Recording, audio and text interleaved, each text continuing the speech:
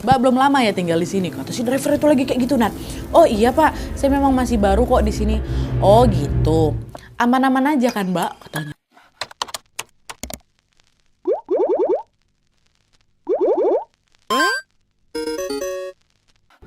Oke, Wak saya akan ceritakan malam ini dikirim sama Wak kita yang bernama Wisa dari Jawa Barat. Halo Wisa. Nah, kejadian horor ini Wak terjadi pada tahun 2022 lalu pada saat Wisa ini masih kuliah di salah satu kampus yang ada di Jawa Tengah. Jadi Wisa ini merantau Wak dari Jawa Barat ke Jawa Tengah gitu ya.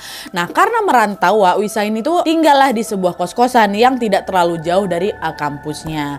Tapi setelah dia ngekos selama beberapa bulan, Wisa tuh kayak ngerasa nggak nyaman gitu loh di kos lamanya ini. Dia mau pindah. Wisa pun menceritakanlah keinginan itu ke teman-teman kampusnya yang lain yang namanya Wana, Manik, dan juga Meletik. Dan tanpa Wisa duga ternyata ketiga kawannya ini juga merasakan hal yang sama. Mereka juga bilang, Wak pas kali Wak aku juga ada rencana mau pindah kosan ini. Gimana kalau kita ngekos bareng aja lah yuk. Katanya, iya boleh. Kalau misalnya ada info kos-kosan bagus di sekitar kampus nanti langsung berkabar ya kita Wak ya. Nanti kita survei ke sana sama-sama, kata salah satu di antara mereka. Dah lah tuh. Akhirnya selang 2 minggu kemudian si Wana salah satu kawan ini bilanglah ke kawan-kawan yang lain, ke mereka bertiga ini, gengs, aku kemarin sempat cerita sama bapakku kalau kita pengen ngekos bareng, dan ternyata belum lama ini bapakku baru aja beli rumah di dekat kampus aku. Keluargaku tuh memang belum ada rencana buat tinggal di sana dalam waktu yang dekat ini. Bapakku beli di sana untuk nanti lah gitu. Nah sekarang nih kosong nih. Nah kata bapak aku, kita udah nggak usah nyari kos-kosan, kita tempatin aja lah rumah itu. Dan kata bapak juga kalian nggak usah bayar, hitung-hitung rumahnya juga jadi diuruskan sama kita. Gimana kalian mau nggak kan gitu. Nah dengar tawaran itu apa nggak langsung kami dia langsung ngangguk lah, kata si Wisa kan, langsung mengangguk lah ini mereka semuanya. Siapa yang nggak mau dikasih tempat tinggal gratis ya kan? Apalagi rumah ini dibeli sama bapaknya Wana, maka mereka yakin bahwa rumahnya pasti bagus, pasti aman kayak gitu. Alhasil tanpa survei terlebih dahulu ke sana, Wisa dan teman-temannya pun langsung mengiyakan tawaran, langsung ngangguk mau kata mereka. Udah lah tuh, singkat cerita tibalah hari dimana mereka ini mulai pindahan. Sesampainya di sana Wak, Wisa dan teman-teman barunya ini tahu kalau rumah yang akan mereka tempati ini merupakan rumah nomor 4 dengan gaya arsitektur Belanda. Rumahnya cuma ada 1 lantai aja Wak, dan di bagian depannya ada pagar tinggi berwarna putih katanya. Nah meski ukurannya nggak terlalu besar, rumah itu sangat cukup untuk menampung mereka berempat. Nah pas mereka masuk ke dalam rumah, terlihat bahwa rumah itu tuh memiliki 3 kamar. Ada 1 kamar utama dan ada 2 kamar lainnya yang ukurannya lebih kecil. Nah kamar utama dibiarkan kosong Wak sama mereka, bukan gimana-gimana, ya udah kami nggak mau nempatin rumah kamar itu aja karena kegedean kali mungkin. Sementara Wisa dan juga teman-temannya memilih untuk tidur di kamar yang kecil-kecil ini. Wisa waktu itu sekamar sama Manik, dan si Wana yang punya rumah ini sekamar sama si Meletik. Nah di hari pertama kepindahan mereka, Wak, Wisa dan kawan-kawannya ini merasa kalau rumah itu tuh vibesnya tuh macam sepi kali, macam engap juga Nadia katanya. Tapi di situ mereka nggak mikir aneh-aneh nih. Mungkin rumahnya kerasa engap tuh ya gara-gara memang belum dibersihkan aja. Akhirnya mereka pun melewati hari pertama di rumah itu dengan beres-beres rumah, rapi-rapin rumah lah, apa segala macam. Dan alhamdulillahnya semua berjalan dengan lancar dan aman Wak. Tapi waktu kami masuk hari kedua Nadia, disinilah hal-hal janggal mulai terjadi. Jadi ceritanya Wak, hari itu sekitar jam 9 malam, Wisa dan kawan-kawannya ini lagi pada ngumpul di ruang tengah. Nah pas mereka lagi asik-asiknya ngobrol ini, tiba-tiba obrolan mereka terhenti karena mereka mendengar ada suara lolongan anjing. Nah salah satu di antara mereka bilang, kalian dengar nggak suara lolongan anjing tuh? Ya Wak aku dengar. Kenapa ya kok tiba-tiba ada suara anjing ya? Bukannya di lingkungan ini nggak ada yang melihara anjing? Iya Wak, seingatku nggak ada lah. Kita nengok kiri kanan nggak ada yang melihara anjing memang. Terus suara lolongannya asalnya dari mana Wak? Wisa sama kawan-kawannya saling pandang aja tuh dengan tatapan bingung karena memang nggak ada yang pelihara anjing di situ Nat. Dan nggak lama kemudian suara lolongan itu diikutin sama suara tokek yang juga ikut berbunyi Wak. Suasana malam itu kenapa tiba-tiba mendadak mencekam aja Nadia. Wisa dan kawan-kawannya pun langsung ketakutan dan mereka memutuskan untuk bubar. Udah nggak betul ini, dah kita tidur aja yuk, udah malam kata gitu. Dah mereka berempat pun masuklah ini ke kamar masing-masing. Si Wisa tadi sekamar sama siapa? Sama si Manik. Si Wana sekamar sama si Meletik. Sesampainya di kamar Wak, Wisa ini sebenarnya belum begitu ngantuk. Dia pun memilih buat ngerjain tugas kuliah. Nah Wisa ini punya kebiasaan kalau ngerjain tugas-tugas Wak, dia sambil dengerin lagu pakai headphone. Aku lebih bisa fokus Nadia kalau pakai headphone kata dia gitu kan. Nah pas Wisa nih lagi fokus-fokusnya belajar, dia mendadak ke distract Wak, karena dengar ada suara kelereng yang ngeglinding gitu. Suara ini menembus suara yang di headphone aku. Suara kelereng siapa itu? Siapa malam-malam kayak gini iseng main kelereng? Terdengar suara kelereng kayak gitu kan. Nah, Wisa nolehlah pandangannya ke sini kan untuk mencari si sumber suara ini, si kelereng ini. Dan pada saat si Wisa mencoba memfokuskan pendengarannya, dia merasa bahwa suara kelereng itu berasal dari pojok kamarnya dekat jendela. Tepakulah si Wisa nengok sana kan, diperhatikannya pojok kamar tuh kayak dari situlah suaranya. Sampai akhirnya Wak sekitar 5 menit kemudian terkejut si Wisa. Waktu dia dengar apa? Brok, suara jendela Wak, suara jendela macam ada yang mukul dari belakang tuh loh. Suaranya kencang betul lah, dia sampai bikin spontan aku melompat aku dari kasur tuh. Nah si Mani belum tidur rupanya, dia nanya, ngapa kau, kenapa kau tiba-tiba loncat kayak gitu? Itu lo kok gak dengar tadi? Hah? Dengar apa? Kencang kali suaranya ada yang mukul jendela kita. Gak ada, aku dari tadi belum tidur, lo gak ada dengar apa-apa, kata si Manik. Nah menyadari kalau seperti yang Manik ini tidak mendengar suara-suara yang ngeganggu dia, gak ada dengar suara kelereng, gak ada dengar suara apa, suara si jendela digebrak. Heran lah si Wisa, tadi betulan kok ada suara kelereng sampai suara gebrak jendela. Kok si Manik gak dengar ya? Apa aku pula yang salah dengar nih? Gak ada Wak, gak ada apa-apa. Oh ya udahlah yuk tidur aja yuk, kata si Wisa lagi. Manik pun gak nanya lebih jauh lagi mengenai sikap Wisa yang sedikit aneh waktu itu. Manik cuma ngangguk aja dan mereka pun langsung tidur. Dah. Terus keesokan harinya, masuk hari ketiga nih ya, Wisa tinggal di rumah sendirian Wak. Gara waktu itu 3 kawan ya, si Wana, Manik sama si Melati ini lagi ada jam kuliah di kampus. Mereka berasal dari program studi yang beda-beda Wak. Jadi jadwal kelasnya juga gak pada barengan semua nih. Nah karena Wisa cuma sendirian di rumah, dia terlalu mager buat masak di dapur. Akhirnya Wisa milih buat pesan online ya kan. Nah terus beberapa saat kemudian muncullah notifikasi di HP-nya yang bilang kalau si driver yang mau nganterin makanan dia udah hampir sampai nih. Jarak driver tuh udah dekat kali lah. Nah, dia paling cuma tinggal masuk gang rumah aku aja. Nah, gara-gara udah dapat notif itu, udah kan mau dekat nih drivernya. Wisa keluar rumah lah buat nunggu si driver di depan rumah. Tapi pas si Wisa ini udah standby di depan rumah, entah kenapa nah dia kok lama kali driver nih nyampe depan rumahku. Terus ku pandang ke arah jalan tempat si driver mau datang kan nggak juga ternampak-nampak. Nah, pas si Wisa ini lagi ngeliat ke arah jalan itu, Wak, pandangannya tiba-tiba macam ke distract lagi ke sesuatu yang lagi bergerak-gerak di bawah pohon di samping rumah. Spontan Wisa mengalihkanlah pandangannya ke pohon itu. Dan ternyata betul Wak, tepat di bawah pohon itu Wisa melihat ada seekor anak anjing. Warnanya hitam. Nah aku masih ingat betul, dia duduk gitu ngeliatin aku. Duduk dia ngeliat si Wisa ya. Awalnya Wisa mikir, oh itu anak anjing nyasar nih. Tanpa dia sadar dia berjalan lah ngedekatin si anak anjing ini. Lalu pajar mungkin paling sekitar 3 meter tuh Nadia. Langkah si Wisa ini tiba-tiba berhenti Wak. Karena dia tiba-tiba teringat sesuatu. Dia langsung ngebatin, semalam kan aku dengar ada suara lolongan anjing. Apa jangan-jangan suara anjing ini nih kali ya? Tapi kenapa tiba-tiba dia bisa ada di sini? Bukannya warga sekitar juga nggak ada yang pelihara anjing? Teras juga aku tutup, lewat dari mana anjing nih? Nah di tengah kebingungan itu Wisa terus ada dipandanginya si anjing. Nih anjing juga masih ngeliatin aku Nadia. Masih kayak gitu, dia nggak bergerak sama sekali. Dan semakin diperhatikan Wak, anehnya di mataku Nadia, ukuran anak bayi itu makin lama membesar, makin besar. Dan gak lama setelah itu anjing tuh macam pecah gitu loh Wak. Pecah, berubah jadi gumpalan hitam, asap gede kali, ya Allah. Apa gak melongo si Wisa waktu itu kan? Jantung aku berdetak kencang kali berasa sama aku, tapi aku gak bisa bergerak. Nah, mematung si Wisa tuh, apa dia jadi berubah gumpalan asap kayak gitu. Dan entah udah berapa lama si Wisa tuh ngelongok situ Wak, sampai akhirnya dia tiba-tiba dengar ada suara seseorang manggil dia. Mbak gitu. Suara panggilan itu langsung bikin si Wisa ini sesadar dari lamunannya. Dan kalian tahu nggak Wak? Pada saat si Wisa ini menoleh ke arah sumber suara, Wisa makin kaget lagi, sekaligus juga dia bingung karena ternyata dia masih berdiri di posisi yang sama sebelum dia ngedeketin si anjing itu, di posisi teras. Kok aku ada di sini? Tadi kan aku udah jalan ke arah pohon tadi.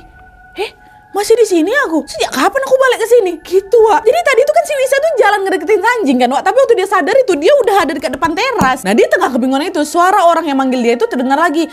Mbak, betul dengan Mbak Wisa? Ini loh Mbak pesanannya. Dengar itu barulah si Wisa sadar ternyata yang manggil dia itulah tadi driver ojol yang lagi nganterin makan dia Wak. Udah datang duluan si driver nih. Iya Pak, betul ini saya Wisa. Makasih ya Pak ya, kata gitu. Nah terus driver tuh bilang lagi, ya sama-sama. Mbak sendirian di rumah, kata si driver ojol nih kan. Wisa jawab, enggak kok, ada kawan aku di dalam. Wisa ngejawab kayak gitu biar dia nggak kelihatan lagi sendirian gitu loh, Wak. Padahal dia sendirian ya kan. Cuma dia bilang ada orang di dalam rumah itu. Karena kan ngomong sama orang asing harus hati-hati kan, Wak. Enggak ada orang kok Pak di dalam. Nah, Pak drivernya bilang lagi, saya agak kaget Mbak waktu saya dapat orderan yang alamatnya di rumah ini. Saya tuh sering nganter orderan di daerah sini Pak. Mbak, dan selama ini rumah nomor 4 ini memang kosong. Mbak belum lama ya tinggal di sini. Kata si driver itu lagi kayak gitu, Nat. Oh iya Pak, saya memang masih baru kok di sini. Oh gitu. Aman-aman aja kan Mbak, katanya. Heran lah aku, ngapa pula tiba-tiba Bapak dia ngomong kayak gitu kan. Si Wisa bilang lagi, aman-aman aja kok Pak, emang apa Bapak ngomong kayak gitu. Nah waktu dijawab kayak gitu sama Wisa, Pak drivernya tiba-tiba macam tegang gitu. Dan kedua matanya langsung menoleh ke sana kemari dengan tatapan was-was Pak. Wak.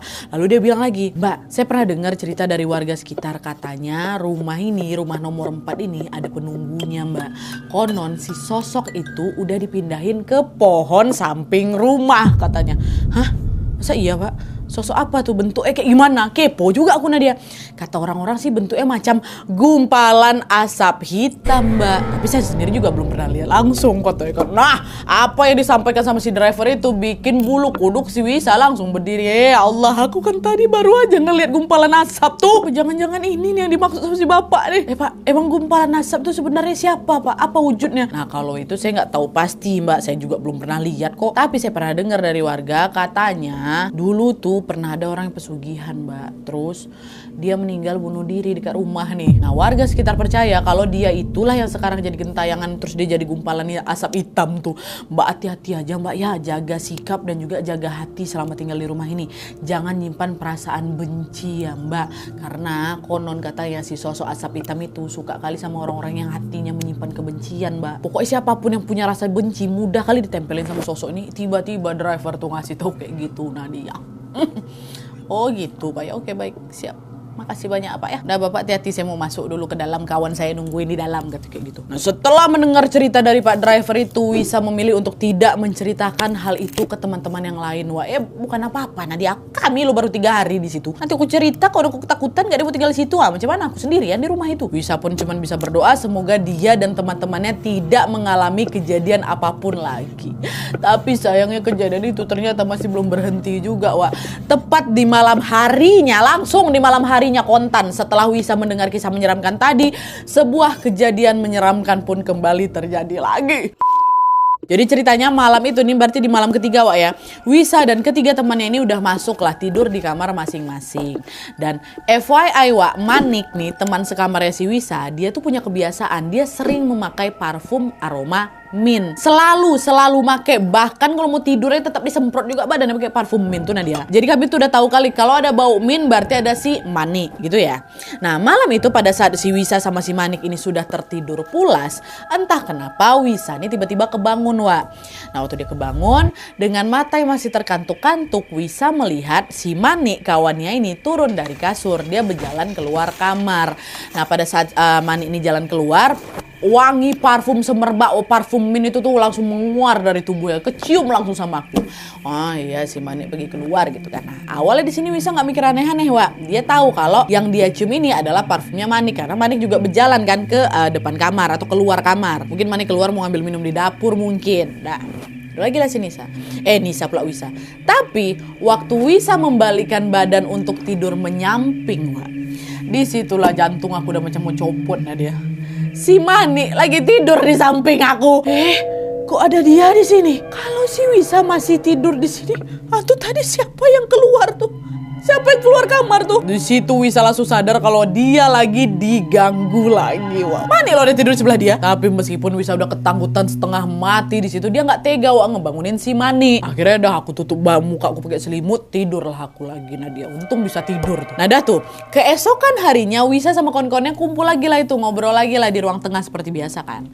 Lalu di tengah obrolan tiba-tiba Wana kawannya nanya sesuatu ke Manik. Ini plot twist sih Wah. Dia bilang, Manik, kok semalam kenapa keluar dari kamar? Aku ngeliat kau berdiri di depan kamar utama yang kosong tuh ngapa? Aku mau negur kau tapi aku takut. Kata si Wasa pula Wana. Dengar pertanyaan si Wana kayak gitu, aku langsung sadar lah kalau ternyata orang yang ngelihat si Manik keluar bukan aku aja, si Wana juga ngeliat. Oh, ternyata si sosok itu juga menampakkan dirinya di depan Wana juga nih. Berarti Wana juga ikutan diteror nih. Wana juga ikutan ditampain itu ya kan. Di situ Wisa menganggap kalau Manik yang dia lihat keluar kamar dan Manik yang Wana lihat lagi berdiri di depan kamar utama itu adalah hantu yang lagi menyerupai Manik.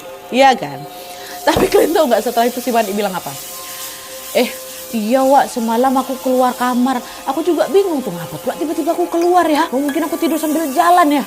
Itu kata Manik Wak. Itu dia plot twistnya. Jadi ternyata tadi malam Manik itu memang betulan keluar kamar Wak. Makanya si Wana nengok itu betulan Manik. Padahal gak lama setelah itu si Wisa ini kan ngelihat Manik lagi tidur di sebelah dia kan. Dan kalau yang keluar itu betulan si Manik, berarti tadi malam yang aku pikir itu adalah si Manik, yang keluar itu adalah hantu, ternyata terbalik. Yang tidur sebelah aku itulah hantu. Di situ aku coba ngingat-ngingat lagi karena setiap detail dari kejadian tadi malam sampai akhirnya aku sadar, ya Tuhan, patutlah aku baru ngeh. Manik yang tidur di sebelah aku nggak bau min. Aduh merinding aku, nggak bau min. Tiap malam Manik tuh nggak pernah ke skip. Nah dia semprot parfum tuh. Berarti betul Wak, sosok yang semalam tidur di sampingnya siapa ini?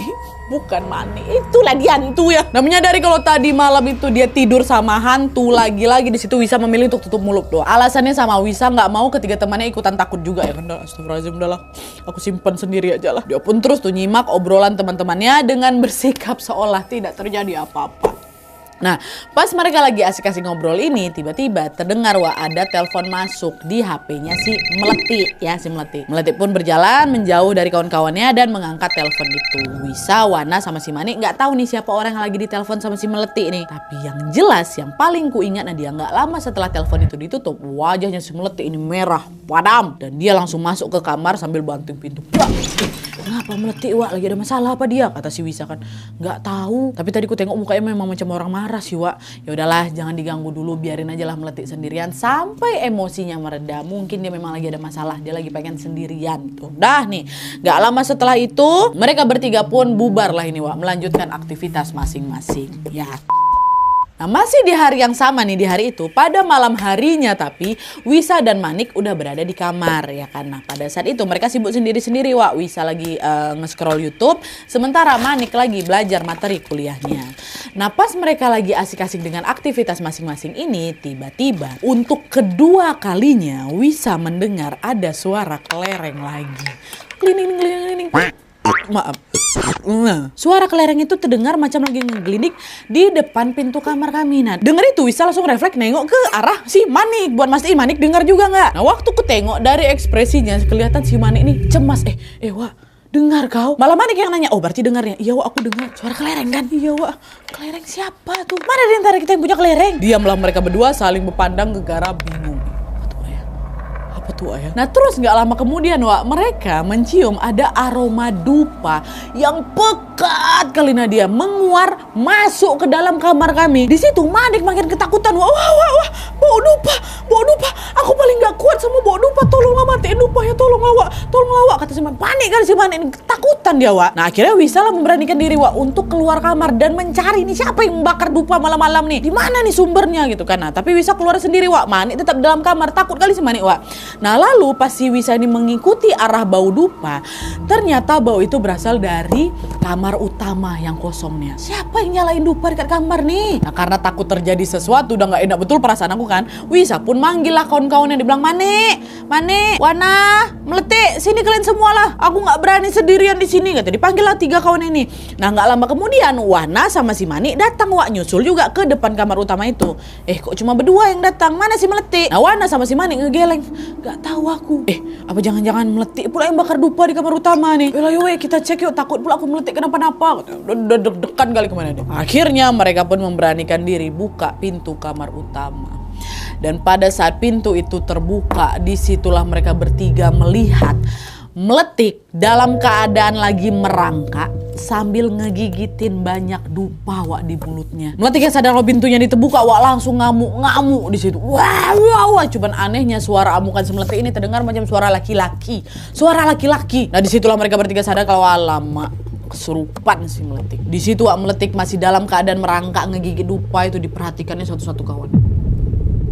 Kayak gitu. Meletik, kok ngapa meletik? Kata mereka kan. Dan gak lama meletik langsung merangkak cepat gitu ke depan mereka, Wak. Dan langsung menyerang mereka satu persatu. Wisa waktu itu ditariknya dupa tuh juga sempat tuh ditariknya dupa, dibuangnya dupa dari mulutnya siapa itu, mulutnya si meletik kan. Itu dibuang, makin ngamuk dia makin lompat. Pokok diserangnya lah kami, betul wow kayak gitu. Wisa dan kawan-kawannya bersusah payah menghindari serangan dari si meletik ini, Wak. Sampai akhirnya di satu momen si Wana berhasil kabur tuh dari sana. Dia langsung lah lari keluar minta pertolongan sama warga ya kan. Gak lama Wana pun datang sama beberapa warga juga, Wak. Dan salah satunya adalah seorang bapak-bapak yang namanya Pak Sendang. Jadi Pak Sendang ini juga kebetulan di kalangan masyarakat terkenal yang kayak gitulah, Wak. Dia orang-orang kayak gitulah yang bisa ngerti hal-hal gaib lah kan. Datang Pak Sendang di situ.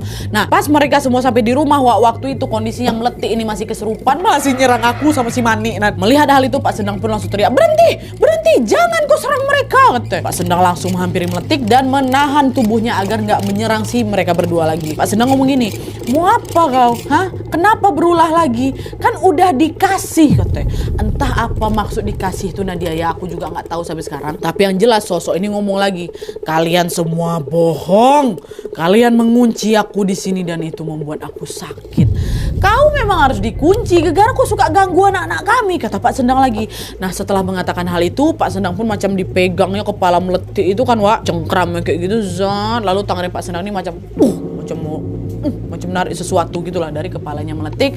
Dan sesaat kemudian meletik pun tiba-tiba teriak. Wah, teriaknya kencang kali Nadia sampai pekak telingaku. Wah, dia teriak kayak gitu, menggelegar suaranya. Dan disitulah mereka baru melihat tubuhnya meletik ini terkulai lemas hingga dia jatuhlah ke lantai. Nah, melihat kondisi meletik yang tidak berdaya ini, para warga pun segera langsung membawa si meletik ini ke puskesmas. Dan setelah diperiksa dan diberi perawatan medis, kondisinya meletik ini pun berangsur-angsur pulih kembali, Wak. Nah, lalu pada saat si meletik ini sudah lebih stabil nih, dia pun menghampiri teman-temannya. Dia bilang kayak gini, Wak, maaf Wak ya, udah nyusahin kalian ya aku tadi. Dan tadi juga memang aku, Wak, yang nyalahin dupa di rumah itu. Kaget kami bertiga, Nat. Kok nih ngapa pula aku tiba-tiba nyalain dupa? Gak pernahnya aku kayak gini. Tadi dari mana pula aku dapat dupa tuh? Entah, Wak, aku juga gak tahu. Rasanya macam ada yang nyuruh aku bakar dupa, kata si meletik lagi. Nah, pas mereka lagi ngobrol ini, salah satu tetangganya mereka namanya Bu Yul dengar obrolan mereka, Wak. Dan Bu Yul ini juga orang yang salah satu warga yang juga nganterin si meletik ke puskesmas. Denger lah si Bu Yul ini. Bu Yul bilang langsung, kalian ini memang lagi diganggu sama penghuni rumah itu. Kalian udah tahu belum sih cerita tentang rumah 04 tuh? Geleng lah kami enggak pernah dengar apa gitu kan, padahal aku tahu sesuatu tuh Nadia, cuman kan mereka bertiga nggak tahu. Lalu sesaat kemudian Bu Yul pun menyampaikan satu cerita yang sama persis seperti apa yang diceritakan sama Pak Driver kemarin tuh loh, Wak. Kalau dulu di rumah itu pernah ada orang yang pesugihan dan dia meninggal bunuh diri. Itu ternyata sinkron betul mah rupanya, kata si driver tuh. Bu Yul bilang, sosok yang menghuni rumah kalian ini paling suka sama orang yang menyimpan rasa benci. Dulu pernah juga ada kejadian orang yang tinggal di sana di rumah itu, dia sering diganggu sampai ketempelan. Cobalah sekarang kalian saling introspeksi diri. Apa mungkin di antara kalian ada yang lagi menyimpan perasaan benci? Kata Bu Yul nanya kayak gitu kan. Maaf, mendengar hal itu Wisa sama kawan-kawan cuma bisa berpandang-pandang aja, Wak. Lalu sesaat kemudian meletik lah yang buka suara. Iya, Wak, aku emang lagi menyimpan rasa benci kali di hati aku. Aku mau pindah dari tempat kosan itu bukan karena kosan yang gak nyaman, Wak. Tapi aku tuh benci kali sama bapak pemilik kosan tuh. Kalian tahu gak? Aduh, meletik sempat terdiam bentar, Wak. Lalu setelah beberapa kali dia menghembuskan nafas berat, dia bilang, Bapak tuh sering kali ngelakuin hal gak senonoh, Wak. Aku pernah jadi korbannya. Maka aku benci kali sama dia. Aku mau dia mati. Aku udah gak kepikiran lagi mau penjarain dia. Aku mau dia mati. Itu kata si meletik rupanya, Wak. Nah, ucapan meletik itu bikin si Wisa sama kawan-kawan yang lain pun shock lah mereka di sana. Meletik udah nangis kami loh, Nat, gak diceritain apa-apa sama dia, Nat. Awak juga ikutan nangis waktu itu tahu si Wisa digituin. Wisa pula meletik digituin. Dan akhirnya Wisa dan kawan-kawannya pun berusaha untuk menenangkan meletik. Lalu setelah tangisnya agak mereda, Wak, mereka bertiga pun berjanji untuk membantu meletik menyelesaikan masalah sama bapak kosan ini. Kita semua tahu, Wak, bahwa rasa benci ini kan bukanlah emosi yang baik ya kan. Tapi apa yang dialami sama meletik juga tidak bisa disepelekan. Wajar juga kalau si meletik itu marah muntap-muntap di atas kejadian yang dia alami.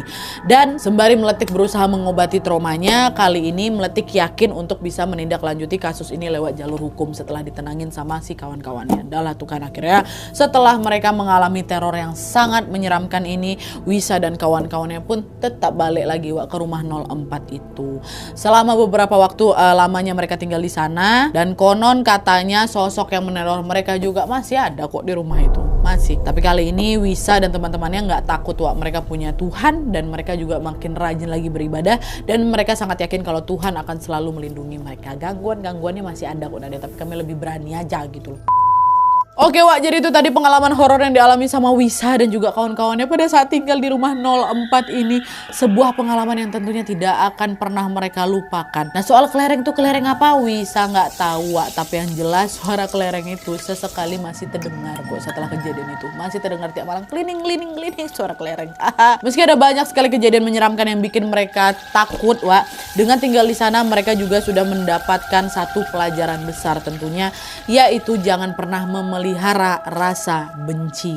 Sebagai manusia tentu sangat wajar kalau sesekalinya kita ini ngerasa marah, kita ngerasa kecewa, sedih, kesal dan juga benci kan Wak.